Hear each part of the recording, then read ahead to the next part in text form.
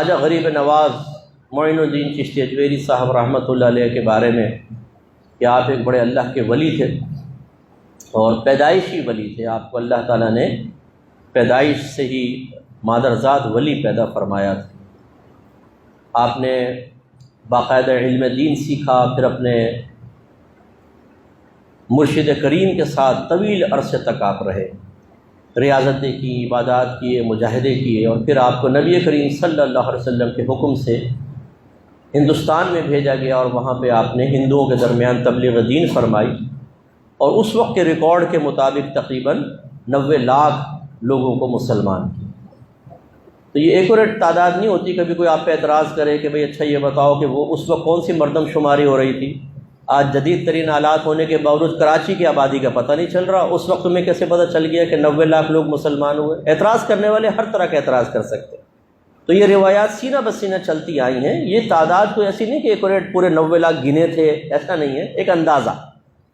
تو اکثر جو اس وقت کے لوگوں نے اندازہ کیا بھی بڑی کثیر تعداد میں لوگ ایمان لے کر آئے تھے، تو وہ 90 لاکھ کا اندازہ ہو گیا. ٹھیک ہے، یہ میں اس لیے وضاحت کر دیتا ہوں ذرا کہ ہمارے ہاں بعض چیزیں جو اندازوں سے مرتب کی گئی ہیں، ہمارے جوشیلے نوجوان یا جو مطلب زیادہ معلومات نہیں رکھنے والے وہ ایسے ایکوریٹ طریقے سے بیان کرتے ہیں جیسے کہ ان کو خود خواجہ غریب نواز صاحب نے آ کے بتایا تھا کہ بطریقہ کرامت میں نے جان لیا.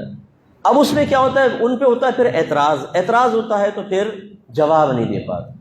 اس لیے اس قسم کی جو تعداد لکھی ہوتی ہے ایک اندازے کے ساتھ. اس زمانے میں کوئی گننے کا رواج نہیں تھا. کیسے گنیں گے بتاؤ؟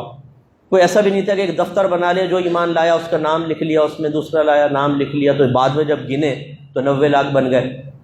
ایسا کچھ بھی نہیں تھا. تو بہرحال یہ ایک اندازہ ہے اور اندازہ اوپر نیچے ہو سکتا ہے، لیکن بکثرت مسلمان آپ کے ہاتھ پر ایمان لے کر آئے. اور اب اجمیر شریف میں آپ کا مزار مبارک ہے اور ہر مذہب والا تقریباً وہاں جاتا ہے. ہندو آتے ہیں، مسلمان آتے ہیں، اور ایک مرکز عقیدت بنا ہوا. تو اس طرح کے جو ولی ہوتے ہیں، ہم کہتے ہیں کہ جو ان کی کرامات ذرا ہمیں سنائیں، برکت کے لیے ان کو بیان کریں. میں وہاں پر بھی پھر وہی ایک ایسا بیان کرتا ہوں جو طبیعتوں کو اکثر پسند نہیں آتا ہے. ہمیں غور یہ کرنا چاہیے کہ ان اکابرین نے اللہ کی بارگاہ سے اتنا اعلیٰ مقام کیسے حاصل کیا. ان کے مزار کی حاضری اچھی خواہش ہے، چادر چڑھانا چلیں آپ کر رہے ہیں، کوئی مسئلہ نہیں ہے. ان کی نیاز پکا کے کھانا کھلائیں، اصالہ ثواب کریں، اچھی بات ہے. لیکن تھوڑا سا اس طرف بھی تو غور کر لیں کہ آخر ان کو اتنا اعلیٰ مقام کیسے ملا.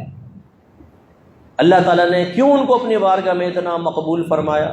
الا ان اولیاء اللہ لا خوف علیہم ولا هم يحزنون الذین آمنوا وکانوا یتقون. اللہ نے خود قرآن میں جواب دیا ہے کہ خبردار، بے شک اللہ کے ولیوں کو نہ کچھ خوف ہے نہ وہ غمگین ہوں گے. ولی سے مراد دوست. لیکن کون اور اولیاء کون ہے؟ الذین آمنوا، وہ جو ایمان لائے، وکانوا یتقون، اور وہ جو تقوی اختیار کرتے رہے. اس کا مطلب ہے صاحب ایمان ہونا. جب ہم صاحب ایمان کہتے ہیں تو عقیدہ درست ہوگا تو صاحب ایمان ہوگا نا. ایک شخص اللہ کو مانتا ہے، رسول کو مانتا ہے، فرشتوں کو، جنات کو، آخرت کو، سب کو، لیکن کہتا ہے کہ آسمانی کتابوں کو میں نہیں مانوں گا. کیا وہ صاحب ایمان ہے؟ نہیں ہے. اس کا مطلب ہے کہ جو ضروریات دین ہیں، ضروریات دین کا مطلب یہ ہوتا ہے وہ عقائد، وہ مسائل کہ جن کو سیکھیں گے، جن کو مانیں گے تو اسلام میں داخل ہوں گے، انکار کر دیں تو اسلام سے باہر ہو جائیں، وہ ضروریات دین کہلاتے ہیں. ان تمام کے علم ہوگا تو صاحب ایمان ہوگا. اس کا مطلب اشارہ فرمایا اللہ تعالیٰ نے کہ ولی جو ہوگا وہ عقائد کے باب میں بہت پختہ ہوگا. اسے تمام عقائد اس کے درست بھی ہوں گے اور اس کو عقائد آتے ہوں گے. اور دوسرا، وہ تقوی اختیار کرتے رہے. تقوی ایک وصف ہوتا ہے، قلبی وصف. یہ صفت جب کسی کو حاصل ہو جاتی ہے تو ایسا انسان متقی کہلاتا ہے. اور متقی وہ ہوتا ہے جو ہر صغیرہ کبیرہ ظاہری باطنی گناہ سے بچتا ہے، اور کبھی بتقاضائے بشریت گناہ ہو جائے تو فوراً توبہ کرتا ہے. تو معلوم ہوا، اس سے آپ ماشاءاللہ سب سمجھدار بیٹھے ہوئے ہیں، معلوم ہوا کہ تقوی متقی وہ ہوگا جسے پہلے گناہوں کی معرفت حاصل ہوگی. اسے پتہ ہوگا ظاہری گناہ کیا ہے، باطنی گناہ کیا ہے، صغیرہ کیا ہے، کبیرہ کیا ہے. پھر اسے توبہ بھی آتی ہوگی کہ توبہ کا طریقہ کیا ہے، کس گناہ پہ کیسے توبہ کرنی ہے. اگر اللہ تعالیٰ کی مالی عبادت میں کوتاہی کی تو توبہ کا طریقہ کیا ہے؟ بدنی عبادت میں کوتاہی کی تو توبہ کا طریقہ کیا ہے؟ ان دونوں سے ہٹ کر نافرمانی کی، جیسے شراب پی لی، اس میں توبہ کا طریقہ کیا ہے؟ ایسی مخلوق کو مالی تکلیف پہنچائی، مال تباہ کر دیا، اب توبہ کا طریقہ کیا ہے؟ جسمانی یا روحانی تکلیف پہنچائی ہے تو توبہ کا طریقہ کیا ہے؟ اسے سب پتہ ہونا چاہیے، تبھی تو متقی بنے گا۔ علماء نے فرمایا اگر صاحب تقویٰ سے خطا سرزد ہو جائے تو وہ متقین کی فہرست سے باہر نکل جاتا ہے، لیکن جب وہ توبہ کر لیتا ہے دوبارہ اس میں داخل ہو جاتا ہے۔ اس کا مطلب ہے متقی تو پھر وہی ہوگا نا جس کے پاس علم ہوگا۔ تو اللہ کے جتنے بھی ولی گزرے ہیں سب کے سب صاحب علم تھے، سب کے سب صاحب تقویٰ تھے۔ تو اس کا مطلب ہے جو ولیوں سے محبت کرتا ہوگا تو جو محبوب ہوتا ہے ہم اس کے راستے پہ چلتے ہیں۔ ہمارے ہیئر اسٹائل خاص طور پہ نوجوانوں کے میں عرض کر رہا ہوں، وہ زیادہ تر ہوتے ہیں فٹ بالرز، کرکٹرز، کوئی فائٹر ہوتا ہے، کوئی ہیرو ہوتا ہے، وہ اس سے متاثر ہو کے ہیئر اسٹائل بناتے ہیں، ویسی شرٹ پہن رہے ہیں، پینٹ پہن رہے ہیں، اٹھنے کا انداز، بیٹھنے کا انداز۔ کیوں جی؟ محبت ہے، محبت انداز اپنانے پہ مجبور کر دیتی۔ تو ولیوں سے اگر محبت ہے، خواجہ صاحب سے محبت ہے تو خواجہ صاحب نے تو علم دین سیکھا تھا، خواجہ صاحب نے تقوی اختیار کیا تھا، خواجہ صاحب ہر صغیرہ کبیرہ ظاہری باطنی گناہ سے بچتے تھے، وہ اپنی والدہ کے خاص طور پہ بڑے فرما بردار تھے، وہ اللہ کے نیک بندوں کے بڑا ادب اور احترام کیا کرتے تھے۔ انہوں نے کامل مرشد کو تھاما تھا جو نیک پرہیزگار متقی دنیا سے کنارہ کش بزرگ تھے، ان کی صحبت میں رہے تھے۔ انہوں نے ریاضتیں کی تھیں، انہوں نے چلے کاٹے تھے، 40 دن داتا گنج بخش صاحب رحمۃ اللہ علیہ کے مزار پہ جلوہ افروز رہے، وہاں سے فیض حاصل کیا، تو پھر کہیں جا کے ان کو ولایت ملی، تو پھر ہمیں وہی طریقے اختیار کرنے چاہیے نا۔ لیکن ہماری محبت کہاں تک ہے؟ گول گول بوٹیوں اور زردے اور بریانی، خواجہ صاحب کی دیگیں گھوم رہی ہے جی، دیگ گھوم رہی ہے، الگ کوئی ایسا کچھ بھی نہیں ہے، نہ کرامت نہ کچھ، سب بیکار باتیں ایسی، ان کی کوئی حقیقت نہیں جی۔ وہ اس میں بڑا مزہ آتا ہے، کھانے میں پینے میں، منقبتیں پڑھ رہے ہیں، فضائل خالی بیان ہو رہے ہیں، یہ کوئی ناجائز نہیں ہے، سب چیزیں صحیح ہیں، دائرہ شریعت میں ہوں تو صحیح، ہمارے پاس اس کے دلائل ہیں۔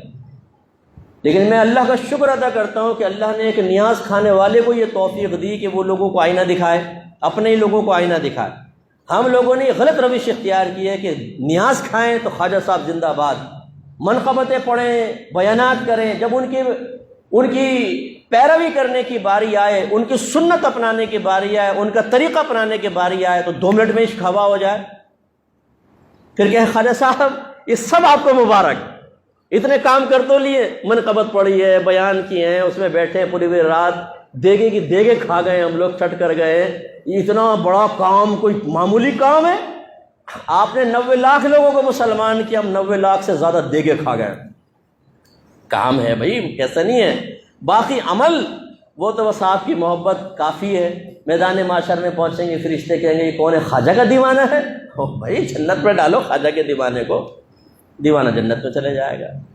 بھائی کو اس پہ شرعی دلیل ہو تو پیش کرو کہ خواجہ صاحب سے محبت کرو، پھر بے نمازی رہو، داڑھی رکھو نہ رکھو، ماں باپ کی آنکھوں میں آنکھیں ڈال کے نافرمانی کرو، ماں بہن کی گالیاں بکتے رہو، لڑکیوں سے دوستی کرتے رہو، حرام کماتے رہو، لیکن صرف یہ کہو میں تو خواجہ کا دیوانہ ہوں۔ وہ قوالی پڑھ دے، میں تو خواجہ کی دیوانی ہو، صاحب وہ دھمال مست ہو گیا بھائی، قوالیاں سنتے سنتے مست ہو جائیں گے آنکھیں بند کر کے، جیسے اب بس یہ تو مستی کے اندر 7ویں آسمان پہ پہنچ گیا ہوں، عرش کا پایا پکڑا ہوا ہے میں نے، فرشتے میرے چاروں طرف قابل رشک نگاہوں سے مجھے دیکھ رہے ہیں۔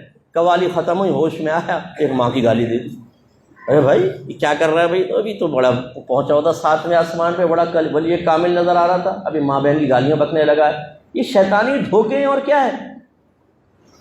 تو خلاصہ کلام یہ کہ عقیدت بہت اچھی چیز ہے، پیار بہت اچھا ہے، میں نہیں کہتا ہوں یہ بالکل بیکار ہے، نفع دے گا، یہ بھی نفع دے گا، لیکن پیار وہ ہو جو صحابہ کرام کو نبی سے پیار تھا، پیار تھا نہ تھا، عشق تھا نہ تھا، لیکن اس عشق کا انداز کیا تھا؟ کیا انہوں نے اللہ کی نافرمانی کی؟ نہیں۔ کیا اللہ کی رحمت کا ناجائز یقین اپنے دل میں پیدا کر کے نافرمانی کا راستہ طے کیا؟ نہیں۔ انہوں نے اطاعت رسول کی، اللہ کی اطاعت کی، انہوں نے سرکار کی پسند پر اپنی پسند کو قربان کیا، سرکار نے جس چیز کو ناپسند کہہ دیا اس کو انہوں نے ناپسند کیا۔ یہ محبت چاہیے، محبت کا یہ والا انداز چاہیے، یہ انداز نہیں جو ہم نے اپنایا ہوا ہے کہ محبت محبت محبت کے نعرے لگائیں اور تمام کام ہمارے سرکشوں والے ہوں، ایسے غلام جو نافرمان غلام ہیں ان کے والے اعمال ہوں، اور بدلہ ہم وہ متوقع رکھیں، اس کی توقع رکھیں جو صحابہ کرام نے اطاعت کے بعد انعامات حاصل کیے کہ وہ مل جائیں گے۔ تو ایسا نہیں ہونا چاہیے۔ ہاں اللہ کی رحمت بہت بڑی ہے، اللہ چاہے تو کسی کو سبحان اللہ پہ بخش سکتا ہے، لیکن اس قسم کی باتیں کر کے اپنے آپ کو بھی مطمئن کرنا، دوسروں کو مطمئن کرنا اور اللہ کے تمام قوانین کو معمولی سمجھ کر چھوڑ دینا، یہ کبھی اچھی چیز نہیں ہے۔ تو خواجہ صاحب کا یہ مہینہ کہلاتا ہے رجب کا مہینہ، اس میں آپ خواجہ صاحب کے مناقب پڑھیں، ان کے فضائل بیان کریں، نظم میں نثر میں کچھ کھانا وغیرہ بنائیں گھر میں اللہ کے لیے۔ نیاز کا تصور کیا ہے اچھی طرح سمجھیے گا، بعض لوگ پتہ نہیں کیوں اس کو ناجائز سمجھتے ہیں۔ نیاز کا تصور کیا ہے پہلے سمجھ لیں کہ نیاز، نظر، یہ ایک تحفے کا نام ہے۔ جب پہلے بادشاہوں کی خدمت میں کچھ پیش کرتے تھے نا، کہتے تھے حضور ایک نیاز آپ کی خدمت میں پیش ہے، کچھ نظر کرنا ہے، اس تحفے کو کہتے تھے۔ تو جب ہم اللہ کے ولیوں کی بارگاہ میں کچھ تحفہ پیش کرتے ہیں تو اس کو نیاز اور نظر سے تعبیر کر دیتے ہیں۔ بس یہ ایک تو اس کا مفہوم ہے۔ یہ ہے کیا؟ کوئی کھانا وغیرہ جیسے بناتے ہیں وہ صرف اللہ کے لیے بنے گا۔ کھانا کس کے لیے بنے گا؟ اللہ کے لیے۔ ثواب کون دے گا؟ صرف میرا رب دے گا، ولی نہیں دے گا۔ نہ ہم ولی کے لیے کھانا بناتے ہیں، نہ ولی ثواب دے گا، ثواب صرف میرا رب دینے والا وہی دے گا، وہی قبول کرتا ہے، وہی رد کرتا ہے، میرا رب کی مرضی۔ ہاں ہمیں یقین ہوتا ہے، حسن ظن ہوتا ہے کہ اللہ تبارک و تعالی ہمیں جو اس کے بدلے میں ثواب دے گا وہ ہم پھر بزرگ کو ایصال کر دیتے ہیں، بھیج دیتے ہیں۔ وہ بھی صحیح حدیثوں سے ثابت نہ ہوتا تو ہم اپنے پاس سے تو نہیں کر سکتے تھے دینی معاملات۔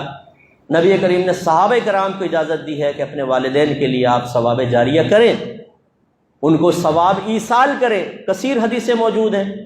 تو یہ تصور آیا کہ جی کھانا بنائیں اللہ کے لیے، اللہ ہی ثواب دے گا، حسن ظن ہے کہ ثواب ملا ہوگا، وہ ثواب فلاں بزرگ کو پیش کر دیا۔ اب چونکہ ثواب ایک تحفے کے طور پہ پیش کر رہے ہیں تو اس کو پھر ہم نیاز سے تعبیر کر دیتے ہیں۔